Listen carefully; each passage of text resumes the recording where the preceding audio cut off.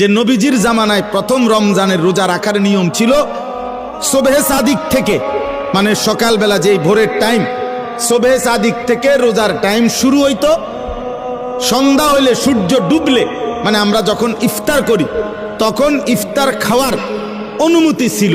কিন্তু তখন রোজা ছিল কেমন, মানে আমাদের নবীজির জামানায়, সাহাবাদের জামানায় রোজার বিধান ছিল এরকম যে সন্ধ্যা হইলে ইফতারির টাইমে যতক্ষণ পর্যন্ত সজাগ থাকবে, মানে আরেকবার ঘুম না যাবে, ততক্ষণ পর্যন্ত আপনার সে খাবার দাবার, স্ত্রীর সাথে মিলামিশা সব করতে পারবে।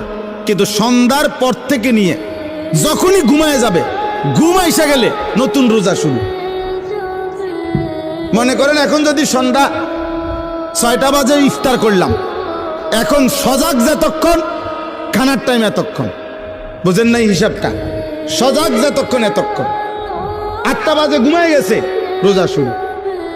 বা মাগরিব পড়ে বলে কদ্দুর শরীরটা ভাল লাগতেছে না, সারাদিন ব্যস্ত ছিলাম, একটু শুইছে, রোজা শুরু। এটাই ছিল বিধান, এটাই নবীজির জামানায় ছিল। কিন্তু এইটুকুর কারণে সাহাবাদের কষ্ট হইতেছিল। কি কষ্ট? দেখা গেছে অনেকে সন্ধ্যাবেলা ইফতারের সময় হয়তো সামান্য মাত্র পানি পান করছে, বা 2টা খেজুর খাইছে, অথবা খায় নাই।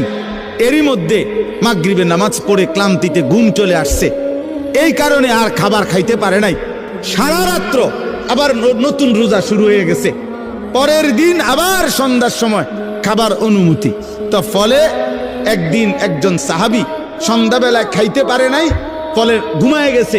নতুন রোজা শুরু হয়ে যাওয়াতে আগের দিনের পুরা রোজা, সারা রাত্রের রোজা, পরের দিন দুপুরবেলা হযরত কাইস ইবনে সারমা আল আনসারী রাদিয়াল্লাহু তাআলা আনহু তিনি বেহুশ হয়ে গেছেন একেবারে।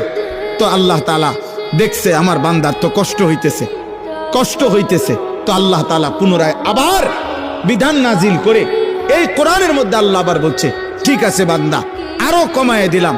এখন সুবহে সাদিক থেকে সূর্য অস্ত পর্যন্ত, এই সন্ধ্যা পর্যন্ত, এই পর্যন্ত রোজা রাখো।